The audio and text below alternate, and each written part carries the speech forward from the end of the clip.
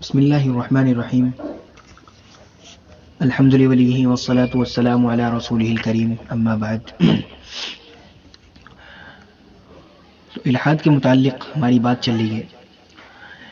یہ سب کچھ ہمیں معلوم ہو چکا ہے کہ سائنس اور مذہب کے درمیان نفرت کی دیوار بن گئی تھی. مذہب کو ماننے والے سائنس کے مخالف ہو گئے تھے اور سائنس اور فلسفے والے مذہب کے دشمن ہو چکے تھے. پھر مذہب کے ماننے والوں نے اپنے مذہب کو صرف چرچوں اور کلیساؤں تک محدود کر لیا تھا. باقی زندگی اپنی مرضی کے مطابق گزارنے لگے تھے. اب جبکہ ان کی زندگی کا اکثر حصہ مذہب سے آزاد ہو ہی گیا تھا، تو اب سائنسدانوں اور مذہب والوں کے درمیان صرف ایک سوچ باقی رہ گئی تھی جس کو ختم کرنے کے لیے ایک جھٹکے کی ضرورت تھی. لہذا سائنسدانوں اور اہل مذہب کے درمیان ایک سمجھوتا ہوا.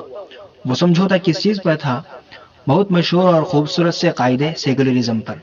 یہ لفظ اتنا پرسکون تھا کہ نہ تو ملحدین پر اور ان کے عقائد پر اس کا کوئی نیگیٹو اثر ہوا اور نہ ہی مذہبی لوگوں کو، مذہب کو محدود کرنے والوں کو اس کے ماننے میں کوئی نقصان نظر آیا.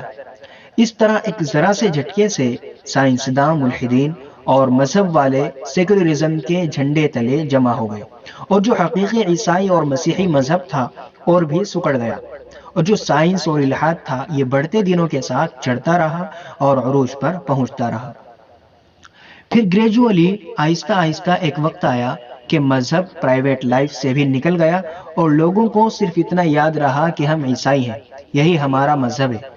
اس کے علاوہ مذہب کیا چاہتا ہے کچھ پتہ نہیں. صرف سیکولرزم کا پتہ ہے، کیونکہ صبح و شام اسی کے رولز کو مانتے ہوئے زندگی گزر رہی ہے. تو ان لوگوں کی حالت کیسے ہوئی؟ ذرا پیچھے چلو. فرسٹ پارٹ میں بتایا گیا تھا کہ پادریوں نے، چرچز نے اپنے عقائد میں کچھ سائنسی اور فلسفی افکار شامل کر لیے تھے جو کہ ارسطو کے بنائے ہوئے تھے. کچھ مدت بعد وہ نظریات اور فکریات غلط ثابت ہوئے تو کرسچن کی بہت بڑی تعداد کا اپنے مذہب سے اعتماد ختم ہو گیا اور وہ ملحد یعنی ایتھیسٹ ہو گئے. پتہ چلا کہ پادریوں سے، عیسائی علماء سے اپنے اصل مذہب کی چوکیداری نہیں ہوئی. انہوں نے ٹھیکیدار بن کر مذہب میں تبدیلی کی تو ان کا دین و مذہب بھی اور مذہب والے بھی ختم ہو گئے.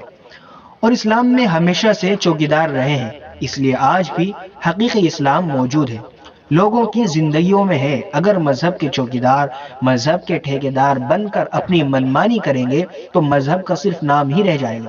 اگرچہ اسلام میں بھی کچھ لوگوں نے ٹھیکیدار بننے کی کوشش کی، مگر اسلام کے حقیقی محافظوں نے کسی کے دال گلنے نہیں دی. اسی لیے آج بھی ایکچول اسلام ہے، انیکچول یا امپیور نہیں ہے، بالکل حقیقی اسلام آج بھی ہمارے سامنے ہے. تو الحاد اور مذہب کے درمیان جو سیکولرزم کا راستہ نکالا گیا تھا وہ دراصل ایک ریکنسیلیشن یعنی تطبیق پیدا کرنے کی صورت اور زبردست کوشش تھی. اب سیکولرزم کا آ جانا اور دنیا میں چھا جانا یہ الحاد کی مذہب کو شکست دے کر بہت بڑی فتح تھی، لادینیت کے لیے عروج اور غلبے کی علامت تھی.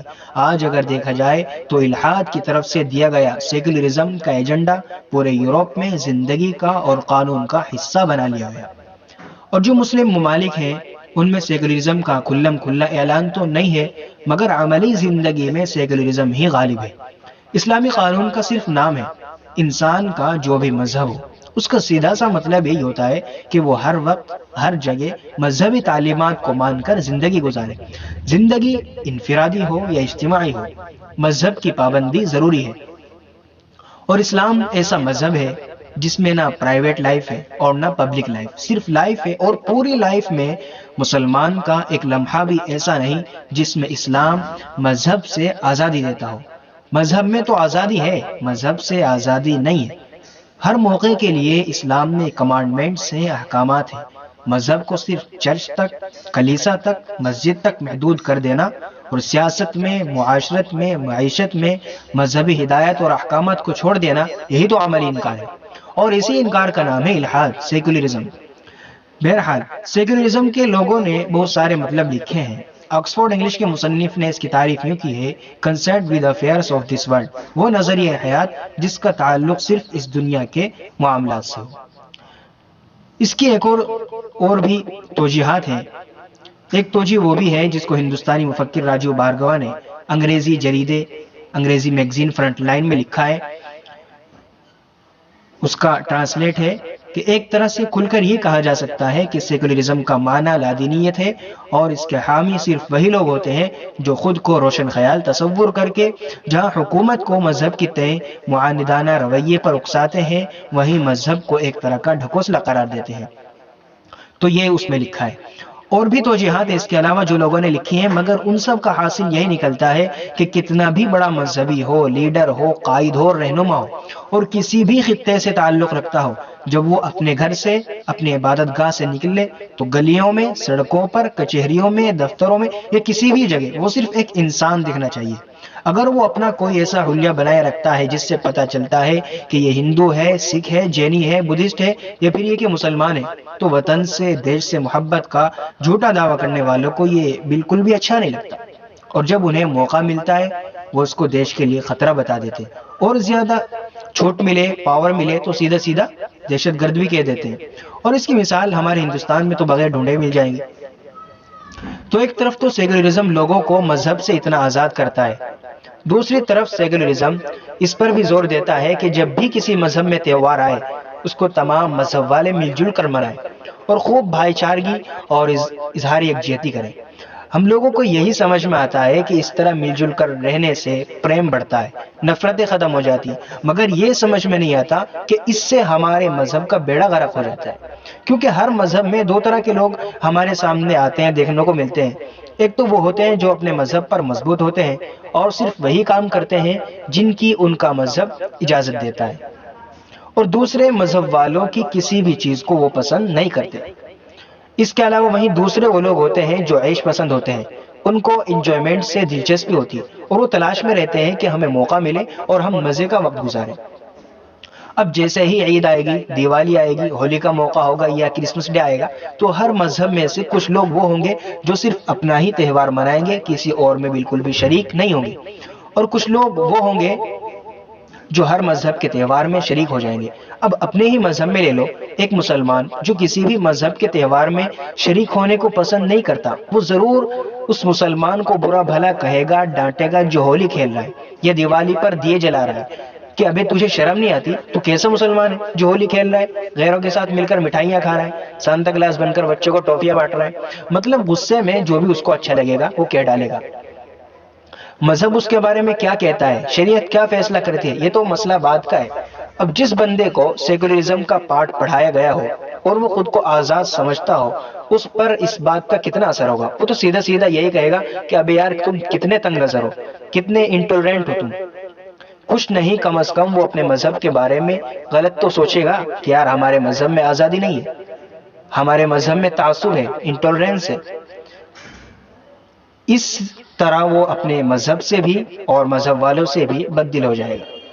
ایسے ہی اگر کوئی کرسچن، بدھ مت یا ہندو مسلمانوں کے کسی پروگرام میں یا عید اور رمضان کے موقع پر شریک ہو جائے تو جو خود کو کٹر ہندو سمجھتے ہیں وہ اس پر جملہ بازیاں کریں گے، اور اس کو بھی، اس کے دوستوں کو بھی نشانہ بنایا جائے گا۔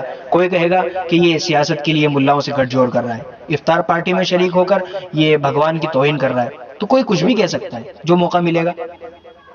اس طرح آپس میں کھٹائی پڑے گی اور نفرتیں بڑھیں گی۔ تو یہ سب کچھ سیکولرزم سے نکل کر کے آیا ہے، اور سیکولرزم یورپ سے آیا ہے، اور یورپ میں کوئی مذہب نہیں، صرف الحاد ہے، کیونکہ ہر مذہب والا یہی اعلان کرتا ہے اور یہی سمجھتا ہے کہ ہمارا مذہب بیر رکھنا نہیں سکھاتا، آپس میں نفرتیں پھیلانا نہیں سکھاتا۔ تو نفرتیں جن چیزوں کا سہارا لے کر پھیلتی ہیں اور پھیلائی جاتی ہیں، ان میں سیکولرزم سب سے زیادہ کامیاب ہے۔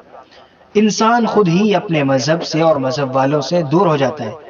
اس سیکولرزم میں پڑھ کر لوگوں کی بہت بڑی تعداد مذہب سے آزاد ہو گئی اور الحاد دنیا کے ہر مذہب میں پاؤں پسارنے لگا۔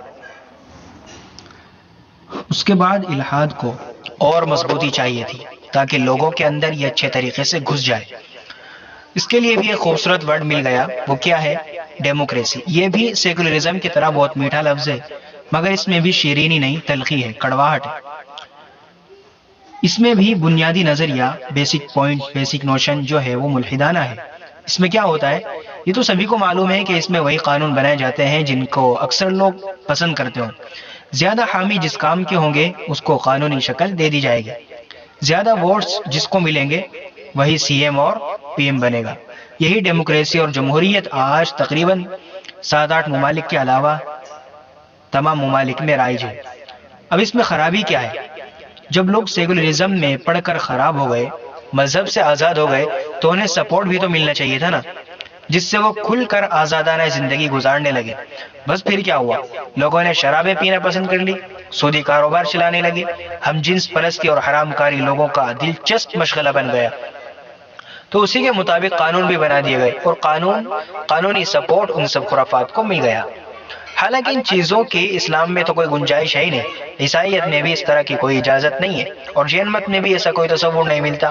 اس طرح جمہوریت کے سامنے نہ تو اسلام کی اور نہ ہی کسی اور مذہب کی کوئی حیثیت باقی رہ گئی، اور اس طرح سے جمہوریت نے انڈیپینڈنس دے کر کے، آزادی دے کر کے سارے مذاہب کے لوگوں سے شرم و حیا کا جنازہ نکال دیا۔